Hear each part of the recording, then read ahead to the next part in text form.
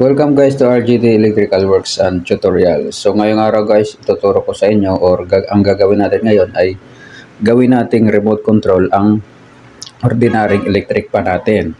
So ano-ano ang mga kailangan gawin para magiging remote control ang push button na electric pan natin. So una guys, gagamit tayo ng siyempre remote controller. So ang remote controller natin na to guys is 12 volts DC ang input nito. So meron siyang apat na set ng relay. Tapos siyempre kailangan din natin guys ng power supply. So ito yung power supply na gagamitin natin para dito sa ating remote controller. So 12 volts DC din to ang output niya at 220 volts ang input. So tapos gagamit din tayo guys ng tatlong electronic relay, or ito yung maliit guys na relay, maliliit lang to. So 5 pins terminal to. Hindi naman natin kailangan ng 5 pins terminal kasi normally open lang naman yung kailangan natin. So pwede tayong gumamit ng 4 pins relay. So 12 volts relay din to kasi ang remote controller natin is 12 volts din siya. So kailangan ang gagamitin nating relay is 12 volts din. Pero papasukan natin ito guys ng 220. Kaya kailangan mag-ingat tayo sa paghinang dito sa ating mga terminal kasi baka mamaya magdikit. So iwasan natin yun guys. So ang relay natin guys, nilagyan ko na rin siya ng wire. Kailangan din natin una ma-identify ang bawat pin ng relay natin. So ito yung relay natin, na-identify ko na to siya. Na-check ko na rin to kung alin dito ang holding coil. Yung A1, A2, common, normally closed at normally open. So ito guys yung may mga wire natin. So ito yung red na wire, ito yung hiwa natin. So ito yung black, yung A2. So kahit 12 volts DC guys yung relay na to, walang problema kahit magkabaliktaran dito yung kung saan kayo kukuha ng positive or negative. Pero ito guys yung dalawa, ito kasi DC ang papasok, AC ang papasok dito. So kailangan mag-ingat tayo dito. Pero dito guys sa remote controller natin, meron itong nakalagay dito na positive negative. So DC to, may polarity siya, ibig sabihin hindi siya pwedeng magkabaliktaran.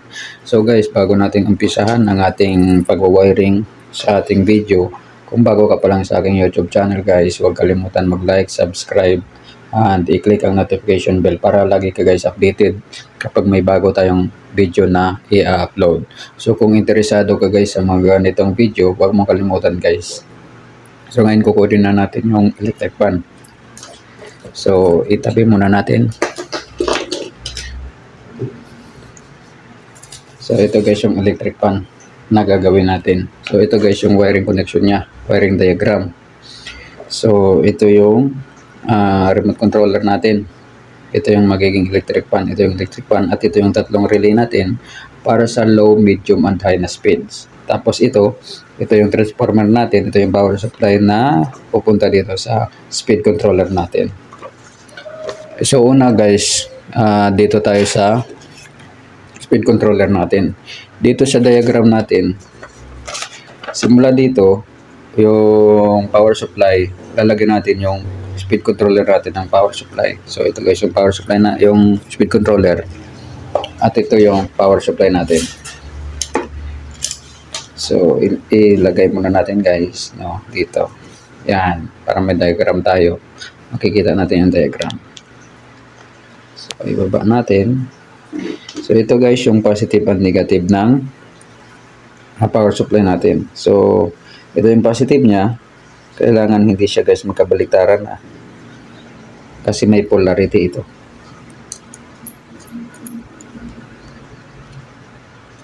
Okay.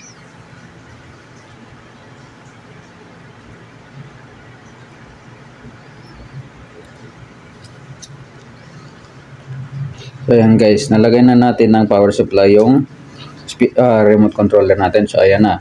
Ngayon ito guys, yung isang negative na to, ito yung negative, yan yung negative na yan, magja-jumper tayo dyan papunta sa common dito ng relay na to, relay niya. Kasi ito guys, hindi pa connected yung mga relay nito, yung auxiliary niya. Pero yung sa holding coil niya guys, connected na yan dito sa loob ng PCB natin. So kailangan din ma-identify natin dito kung alin dito yung common, normally closed at normally open. So dito kasi guys, na-identify ko na to siya. Yung sa kada set ng relay nito guys, meron ditong A, B, C. So lahat ng B, ito yung common natin. Tapos yung A, ito yung normally open at yung C, ito yung normally closed. So dito sa diagram natin guys, simula dito sa negative, nasa speed controller natin, i-connect natin yan dito sa letter B, sa common natin.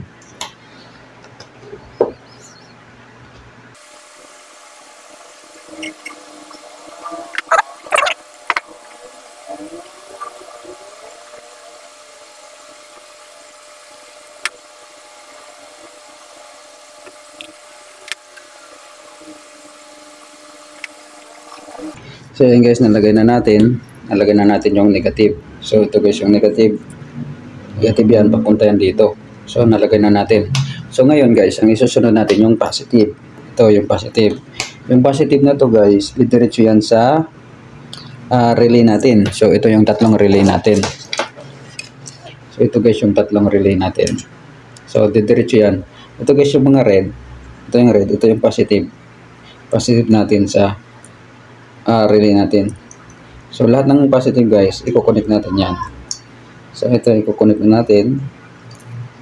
Kasi dito guys, lahat ng positive nagka-connect siya. Didiretso natin yan dito sa positive supply dito sa remote controller natin.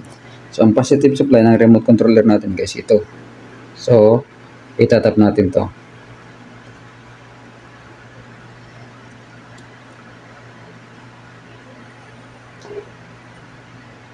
Tapos, lagyan natin guys ng electrical tape.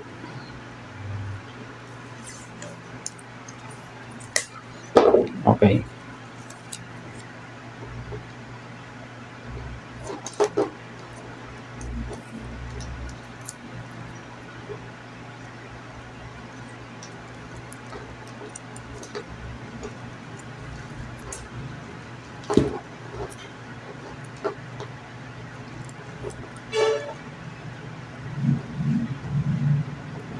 So yan guys, nalagay na natin.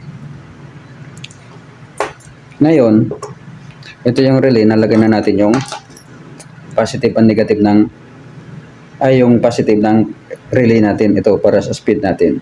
Ngayon, yung bawat negative nito guys, ilagay natin dito sa mga relay din ng remote controller natin. So itong tatlong relay, ilagay natin yan dito sa normally open guys dito sa relay ng speed control ng remote controller natin. So ito yung isang relay na to guys, dito natin yan ilagay sa letter A. So ang letter A kasi ito yung normally open.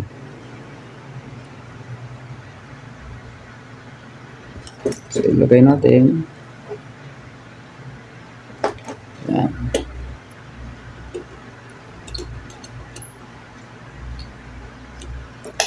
So tapos yung pangalawa, ito yung pangalawa, ilagay din natin dito sa letter A ng pangalawang relay. So ito yung letter A.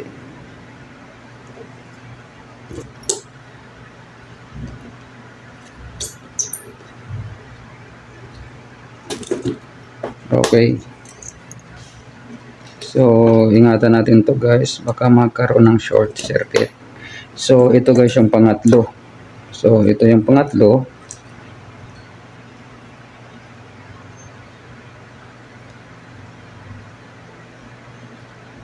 Okay, dito rin natin siya ilagay sa letter A.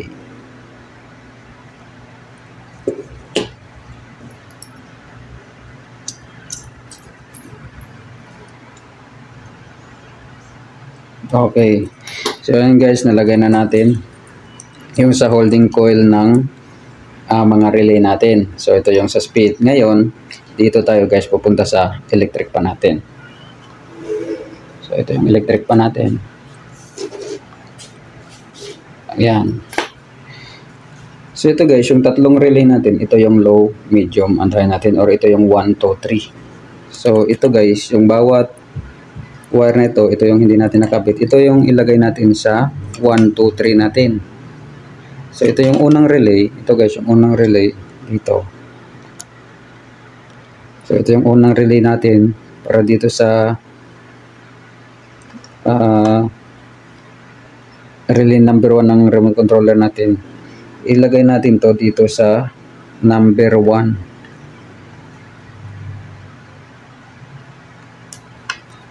So ito guys yung number 1 natin, yung gray.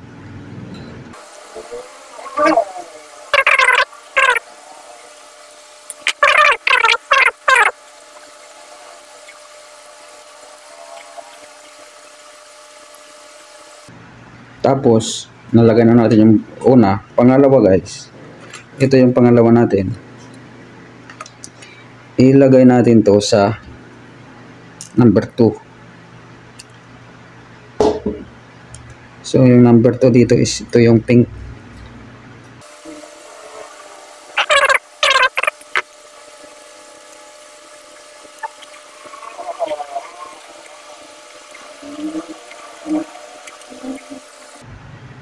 So ito guys, itong isa na lang, itong kulay yellow, ito yung magiging speed number 3 natin. So dito rin siya guys natin ilagay sa color yellow din kasi ito yung number 3.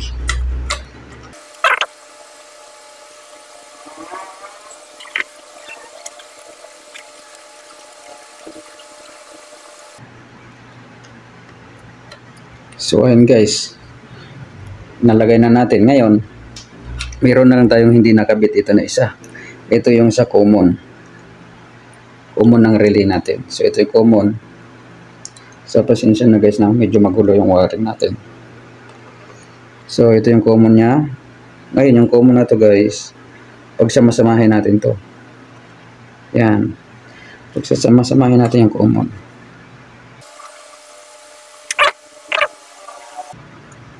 Kasi yung common na to guys, itatap natin yan dito sa common din ng electric pan natin. So ito yung common.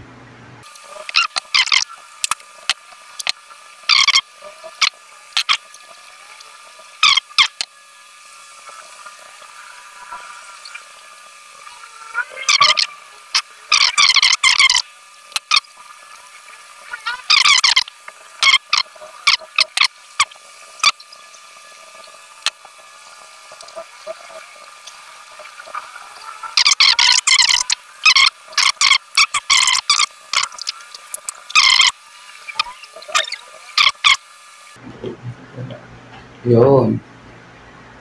So naglo-loss lang guys, no. So ano natin? Okay.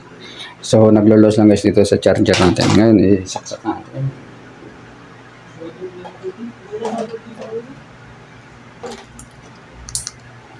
Ayan guys. So iti-testing natin gamit yung remote control. So ayan guys, wala akong pinindot. So ito yung 1. So 3 pala yun. Ito yung 2. Oh. Ito yung 3. So ayun guys, gumagana siya. Ngayon, ipipix na natin.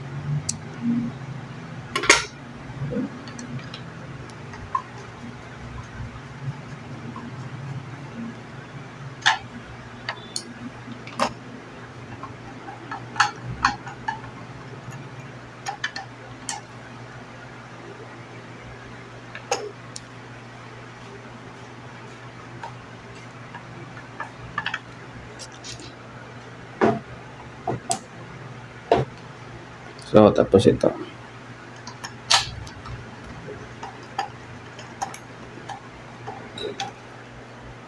Okay, sorry, lipit.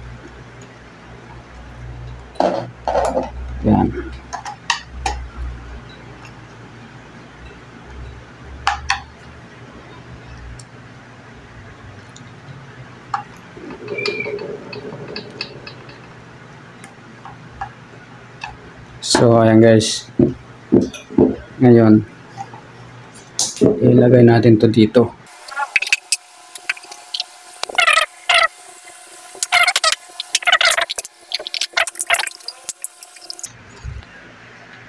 So yan na guys, yun na yung electric pan natin. So ito yung remote natin. So pwede rin yan dito. Yan, on, number 1. So ito, number 2. So ito, number 3. So hindi na papindot yung number 3. So nabangga na yun dun guys sa loob. So ang anahin natin, so, pahintuin muna natin. So ito yung number 1. Ito yung number 1 guys. Yan, number 1 siya. So yung number 2 naman, ito yung number 2 natin.